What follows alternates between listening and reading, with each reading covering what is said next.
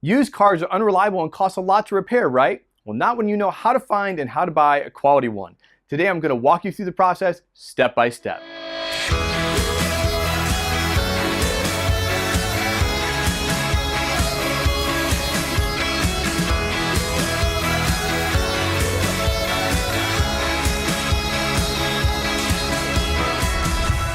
I need to drive a safe, reliable car. This is the common objection I hear time after time to justify someone buying a car that they simply can't afford. In past Savvy Saturday videos, I've talked about the importance of having a quality independent mechanic you can trust, how to save big on tires, vehicle costs you need to be planning for, how to drive free cars for life, and why used cars are smarter. Cars certainly generate expenses, but it's a myth, usually based on one or two bad experiences, that used cars cost more. By the way, make sure to check out those previous Savvy Saturday videos for more explanation on those topics on my Savvy Saturday archive page. Today, I want to focus on the step-by-step process I've used to buy two different cars that have been a huge blessing to us. Included with this video, very important, are 3 downloadable checklists you can use while on your hunt for a quality used car. So let's jump right in. First, understand your options. There are basically 3 options you have when it comes to buying a car. First, a dealer. This may include the dealer you already have heard of because they're big and they do marketing, or it may simply mean that it's a dealer who has set up shop in the old husk of a long-gone dealership and they're operating a no-frills business, not really putting much effort into advertising. Secondly, a private dealer. This is usually a legal dealer, but they just don't own a physical location. They may be 1 or 2 guys working together as a team, and they're buying 1 or 2 cars at a time and turning them around one by one. And thirdly, a private party. This simply means you're buying it from another citizen like yourself. They're selling it by themselves and they are not a dealer. Their car may or may not still be financed, so be sure to ask if they are the owner and have the title. Otherwise, it's not impossible, I should say, by any means to buy it from them, but you'll need to be a little bit more careful procedurally. I always buy and recommend people buy from a private party. There are multiple reasons for this, but one big one is that dealers often charge what's called a disposition fee. A disposition fee is a monthly cost of doing business fee of about $500 or more. They say it's to cover registration, financing and such, but when you buy a car for cash, which of course I advocate, and wanting to self-register your car, the dealer has yet to back down from me for this fee. I just don't need the extra hassle and extra costs. Registration in my state is $100 every 2 years, and I see no sense in paying an additional $400 or more for the convenience and cost of doing business when I'm paying cash and there's no financing needed. Second, do your basic research. For example, I know that Hondas and Subarus are the most reliable on the market and therefore have the best resale value. That's why they're at the top of my list when choosing my next car. That being said, they're not all perfect. The best way to check this and easily narrow your field is to pay for 1 month of Consumer Reports online. Keep in mind that it's a recurring membership though, and be prepared to cancel it once you've got your new to you car. When looking at Consumer Reports, I don't usually spend more than 10 minutes on research because there is one main place I concentrate: reliability history. This section of Consumer Reports is listed under the vehicle rather than under a specific year of that vehicle, for example, the Honda CR-V. Like pictured here for the CR-V, it gives you a great grid of 9 or 10 model years with dozens of categories. With a quick glance, I can see that model years 07 to 2010 have an issue with the climate system, but otherwise, it's a great car. Because of that information, I bought our 2008 CR-V and negotiated the broken air compressor into the price and then had it immediately replaced. Now there are almost 0 worries with the car, and I've done no major repairs beyond wiper blades and brakes and things like that in the past 2.5 years of ownership. Information is power. Third, make a list. I usually look on Craigslist and AutoTrader, but my most recent car I found, believe it or not, on Facebook Marketplace. It's actually less about where you're looking and more about knowing what you're looking for. More on that in a second. Either way, dealers and private parties alike will be present on all these platforms, so you'll still have to weed through the options.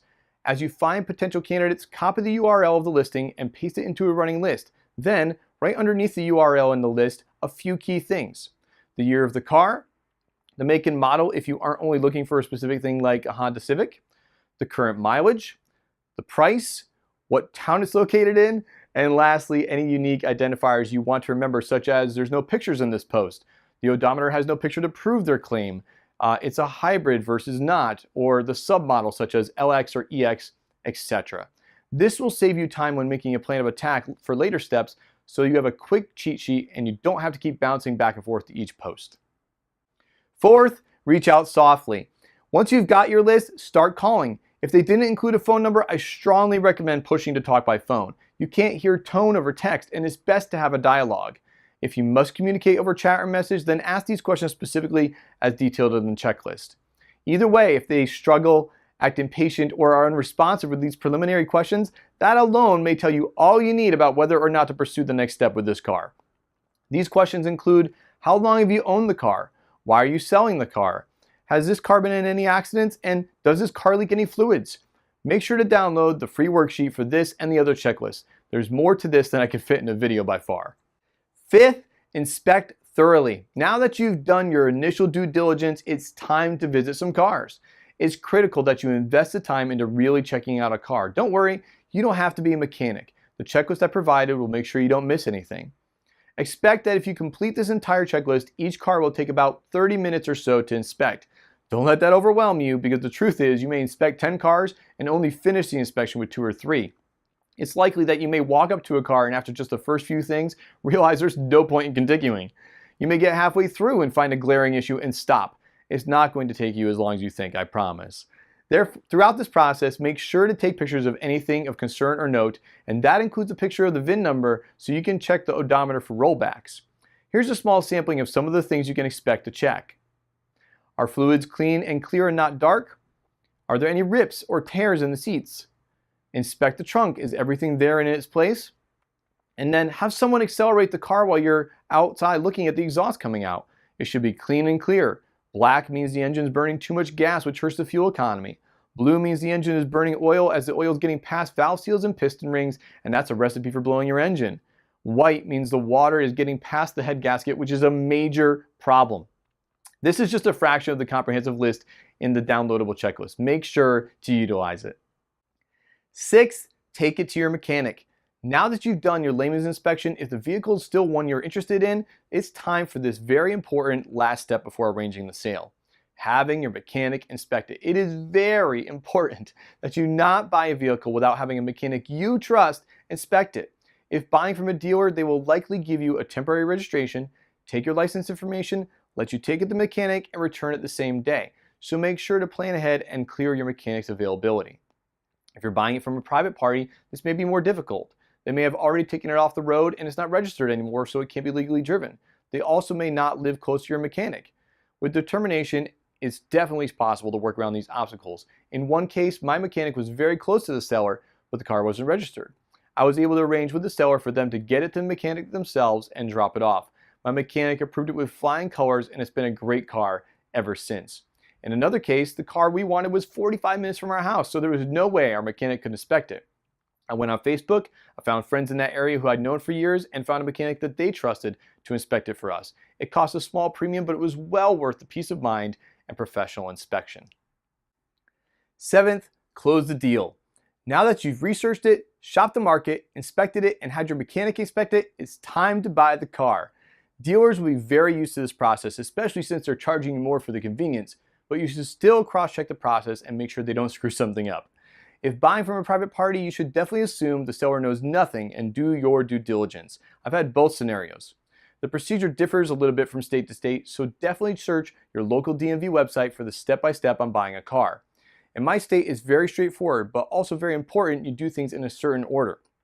Some examples are agreeing one last time on the final price, exchanging money for keys in hand, making sure to get all copies of the keys, by the way, filling out basic paperwork such as DMV forms, and signing over the title from one party to the other.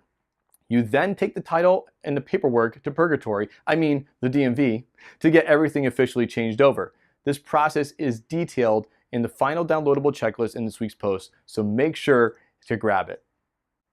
One last note, use cash whenever possible. There's immediacy and negotiation power in cash. Plus, it's a sobering reality for you that you're about to hand over thousands of dollars for your new-to-you vehicle. With this proven process in your toolbox, you'll be driving a safe and reliable new-to-you car in no time. The path to financial freedom is the road less traveled, but it's well worth the rewards. I hope you found this information helpful. Make sure to download my free ebook, The Money Finder, which helps you save in 5 major expense areas, and come join me in the Strong Together Money community. It's my free Facebook community designed to keep you focused, informed, and growing on your financial journey. Also, Are you tired of paying that ridiculous cable bill but don't know how to keep your content without it? Maybe you've even cut cable already, but you're wondering if there's a better option that could save you more or even give you more options without added cost. Check out my online course, Cable Cutting Academy, at cablecuttingacademy.com for more information. It's helped plenty of people find options and savings step by step. This has been Jeremy with Strength in Numbers, helping you find more money to fund your dreams.